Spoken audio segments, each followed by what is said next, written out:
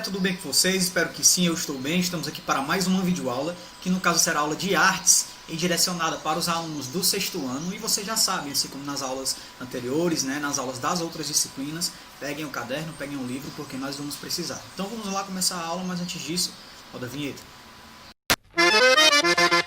Anote o número.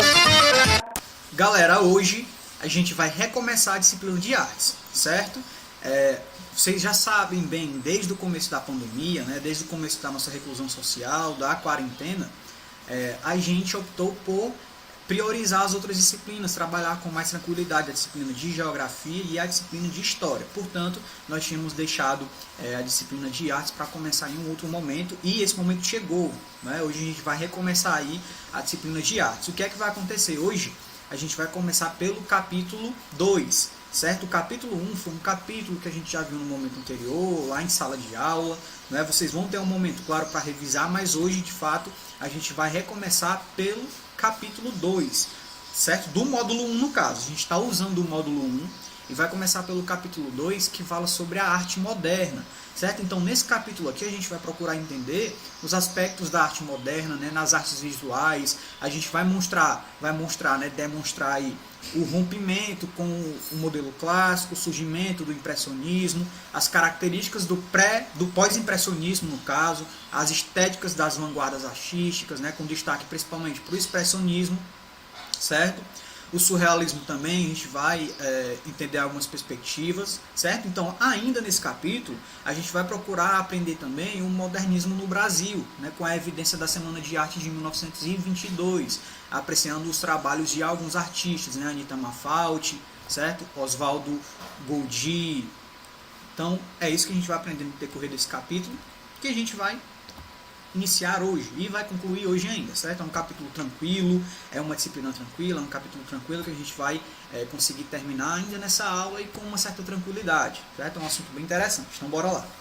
Transição para a arte moderna. Gente, quando a gente fala em transição, é claro, a gente entende que é a mudança, né, de uma perspectiva para outra. Em um determinado momento aqui, a gente vai tratar com uma mudança de perspectiva no contexto histórico, mudança de pensamento também, mudança aí de técnicas, né, mudança aí de tecnologias de certa forma também, certo? Que são empregados no contexto da arte.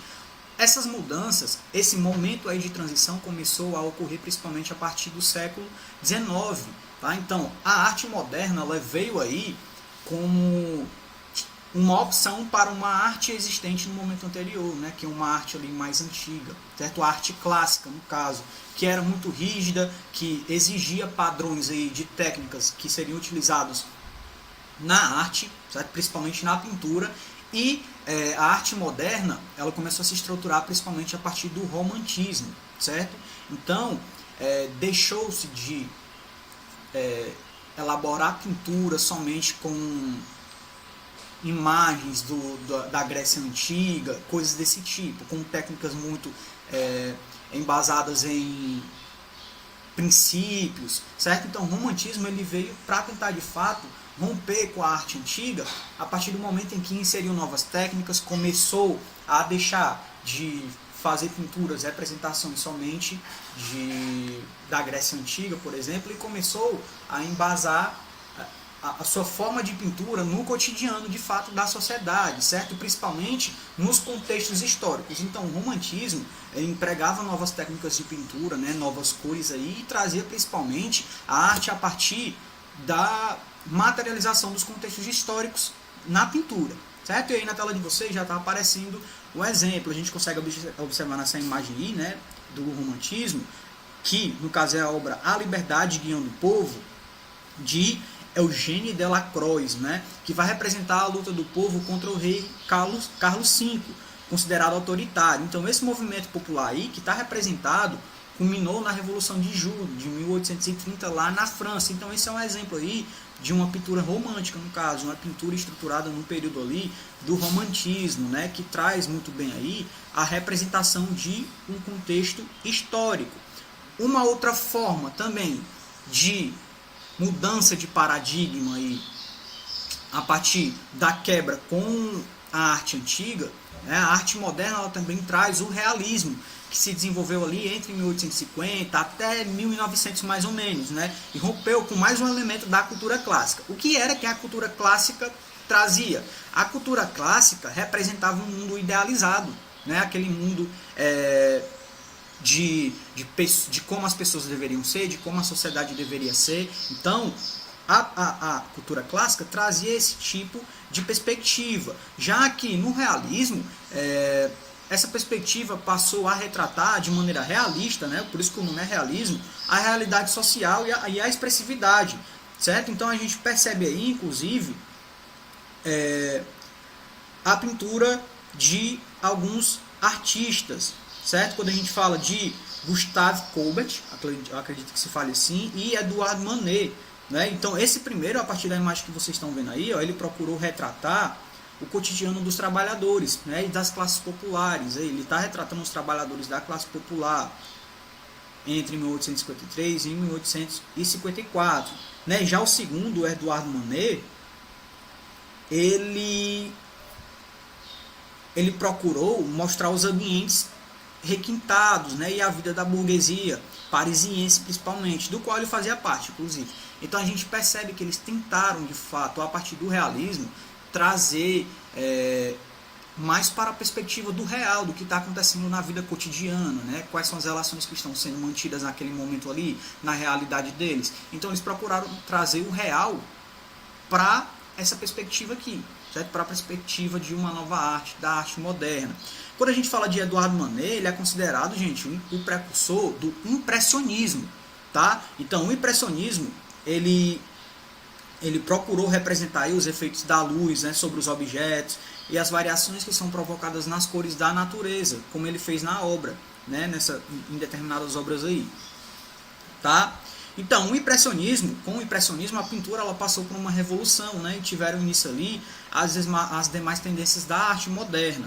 Então, com a chegada, né, desse novo movimento artístico, continuava o processo de rompimento com a arte clássica. Os pintores, os artistas, eles começaram a tentar retratar nas suas pinturas o cotidiano de fato, que estava sendo visto. Então, ele, ao elaborar a pintura, ele observava, claro, a paisagem, o que de fato estava sendo pintado, e eles procuraram representar da maneira fiel, a partir das sombras que existiam ali na imagem que estava sendo vista, a partir das cores. Então, eles começaram de fato a representar a vida cotidiana e o que de fato estava sendo observado, certo? Uma pintura fiel ali de uma determinada paisagem. Então, para isso, inclusive, eles tiveram que requintar a sua pintura, tiveram que elaborar novas técnicas, tiveram que fazer ajustões de mais cores, certo? Então, a arte moderna, de fato, ela começou a surgir a partir dessa perspectiva. E claro, galera, nessa caminhada aí, né, de mudança de uma arte antiga para uma arte moderna, a gente tem o pós-impressionismo, tá? E um dos artistas mais conhecidos aí do pós-impressionismo, de fato, é quem, galera? Vicente Van Gogh, né? Van Gogh, ele lançou aí as bases do impressionismo com a explosão de cores e emotividade direta na sua pintura aí. Então, ele foi um artista autodidata, né, e buscou uma arte inovadora e despojada de certa forma.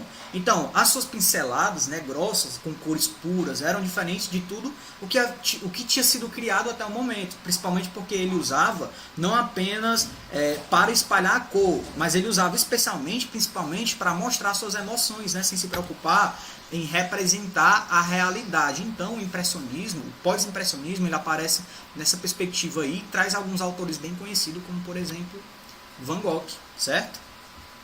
O que foi que aconteceu nas duas primeiras décadas ali do século XX, principalmente na Europa? Surgiu um movimento chamado de vanguardas artísticas, tá? Quando a gente fala em vanguardas artísticas, a gente precisa ter em mente que eram os autores, eram os artistas que de fato eram os artistas que estavam à frente do seu tempo. Até por isso que o nome é vanguarda, né? O nome francês aí vem de avant-garde, né? Que são pessoas que estavam à frente ali do fronte militar, por exemplo, né? Então, aqui no termo vanguarda, aparece nessa perspectiva de pessoas que estavam à frente do seu tempo, né, da sua arte ali. Então, as vanguardas artísticas aparecem ali com vários tipos de forma de arte, né, como o expressionismo, o surrealismo, o cubismo. Porém, nessa perspectiva aqui, agora a gente vai entender dois principais, entre aspas, né, que no caso é o expressionismo e o surrealismo. Quando a gente fala em expressionismo, a gente vê que as artes do expressionismo, elas são bem presentes no nosso cotidiano, elas são bem vistas aí pela sociedade, no caso, né? Então, o movimento expressionista, a partir da imagem que já está aparecendo aí, ele se contrapôs a um impressionismo, no caso, né? O expressionismo se contrapôs a um impressionismo, ao retratar as inquietações e os sentimentos do mundo interior do artista, principalmente. As pinturas de Van Gogh, por exemplo, eles iniciam esse estilo, né? Vão iniciar esse estilo. Assim como a obra O Grito, de Ed van der Munt, que é o que está aparecendo aí na tela de vocês, que vai representar o ser em um momento de desespero e angústia. Inclusive é uma imagem muito conhecida, né? Então é um bom exemplo de arte expressionista, tá? O nosso outro exemplo, no caso, é o surrealismo, né, que reuniu aí artistas de diferentes linguagens, como poetas, escritores, pintores, que buscavam principalmente compreender o que estava acontecendo fora do alcance da razão, né, como os sonhos, o acaso, o inesperado, tá? Então, na pintura vão se destacar aí muitos artistas, e a exemplo disso a gente tem quem, galera? Salvador Dalí, né, que é bem conhecido. Então as obras dele vão remeter aí às imagens típicas de sonho, né, em que elementos do mundo real se misturam com a imaginação. Um exemplo disso é essa obra que está aparecendo para vocês aí. É a obra que é intitulada Girafa. Girafa em chamas, no caso, né, que mostra aí pessoas com gavetas inseridas nas pernas, apoiadas em muletas, né, uma girafa pegando fogo e caminhando como se isso não lhe causasse sofrimento, fosse parte da sua natureza, enfim. Então, esse aí é um bom exemplo, né? Salvador Dalí é um bom exemplo de artista aí do surrealismo. Como foi que o modernismo se materializou no Brasil, galera? Ali no século XX, claro, muitas mudanças estavam acontecendo no contexto da sociedade brasileira, tá? O Brasil ele recebeu muitos imigrantes, principalmente por causa do processo de industrialização que estava acontecendo naquele momento. E além disso, muitos indivíduos, muitos brasileiros estavam indo estudar, no caso, na Europa, tá? E a partir disso, claro, a partir do momento em que eles voltam, é claro que eles voltam com outra perspectiva, outro pensamento bem mais parecido com o pensamento da sociedade que ele estava vivendo até um determinado momento. Então é a partir disso que a arte moderna de fato se materializa no contexto do Brasil, a partir da interferência, entre aspas, né, a partir do exemplo trazido do contexto europeu para o Brasil. Então esses indivíduos que no caso iriam estudar arte, né, nas universidades europeias, eles voltavam para o Brasil com essa perspectiva e nesse processo foi criado a Semana de Arte Moderna lá de 1922, tá? Então a Semana de Arte Moderna, gente, no contexto do Brasil foi bem importante porque quebrou aí diversos paradigmas.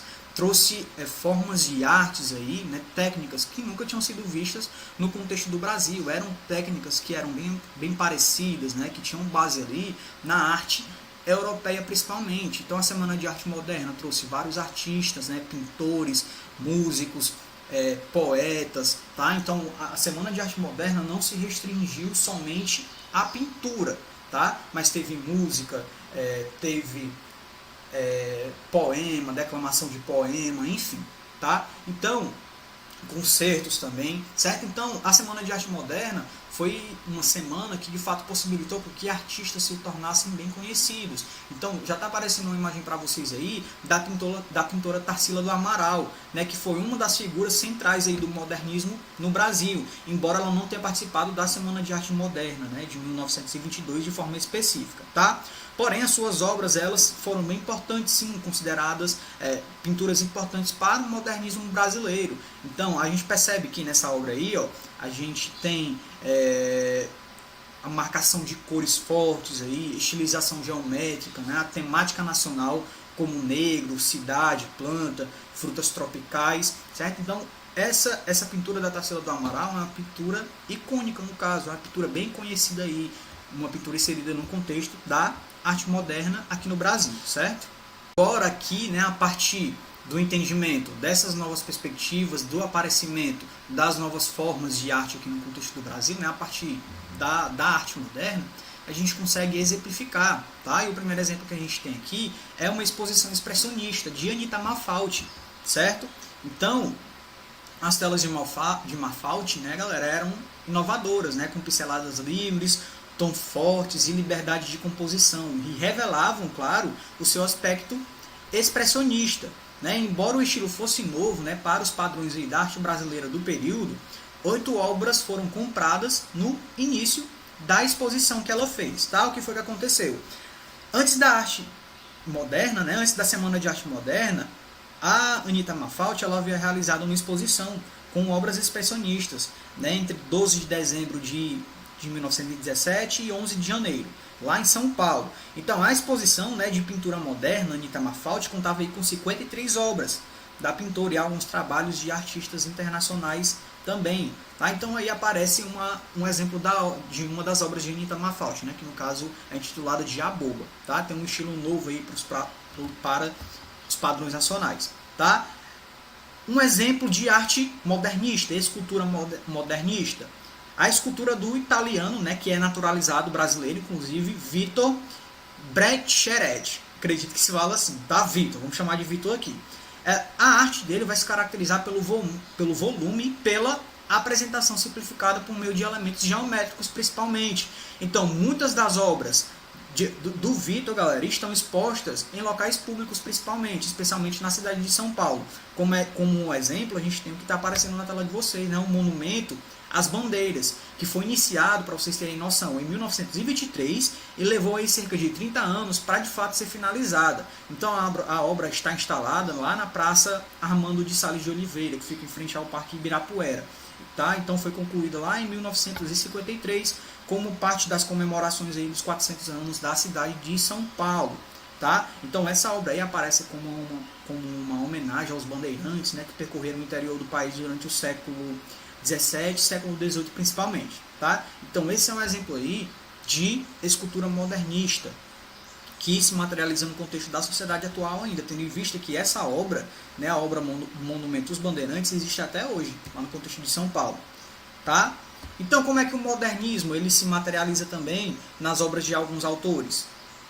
Aqui no contexto do Brasil, a gente tem o artista Luiz Sassilotto, né, que utilizou elementos do expressionismo até se firmar ali em obras construídas por formas e cores, sendo considerado um importante artista da arte concreta brasileira. Então ele explorava aí efeitos ópticos, né, em suas obras, como a gente consegue perceber nessa que está aparecendo para vocês. Então, ao pouco ele deixou a pintura e passou a criar esculturas, né, com materiais não convencionais, né, como alumínio, latão e ferro também. Tá? Um outro exemplo é Oswaldo Boedi, galera. Ele se destacou no campo da ilustração principalmente, né?